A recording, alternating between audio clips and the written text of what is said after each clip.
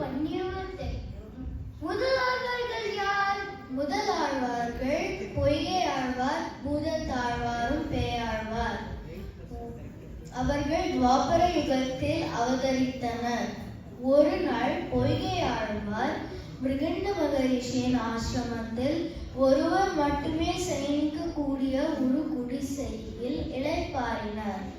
அப்பொழுது மழை பெய்ததால் ஒருவருக்கு பின் ஒருவராக பூதத்தாழ்வாரும் பேயாழ்வாரும் இங்கே ஒதுங்கலாமா என்று கேட்டனர். அதுக்கு பொய்கை ஆழ்வார், ஒருவர் மட்டுமே சயனிக்கலாம், இருவரும் உட்காரலாம், மூவரும் நிற்கலாம் என்று கூறி வரவேற்கினார். அவர்கள் எம்பெருமானின் திவ்ய கல்யாண குணங்கள் பற்றி பேசும் பொழுது யாரோ நெருக்குவதும் போல் இருந்தது.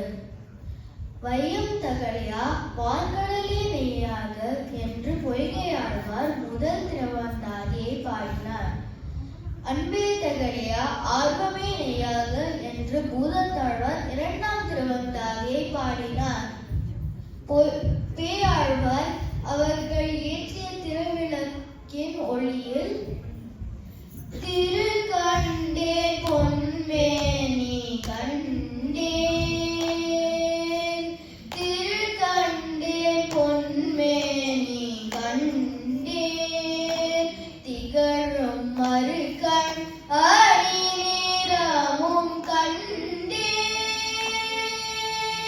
செருக்கிளரும் பொன்னாழி கண்டேன், புரிசங்கம் கை கண்டேன், என்னாழி வண்ணன் பால் என்று திருக்கண்டேன் பொன்மேனி கண்டேன், இன்றே கழல் கண்டேன், எப்பிறப்பும் யானறிந்தேன், புன்தோய் வரை மார்பில் பூத்துழாய் அன்று திருக்கொண்டு கொண்ட திருமாலே, உன்னை மறுகண்டு கொண்டது என் மனம், திருக்கண்டேன் பொன்மேனி கண்டேன்,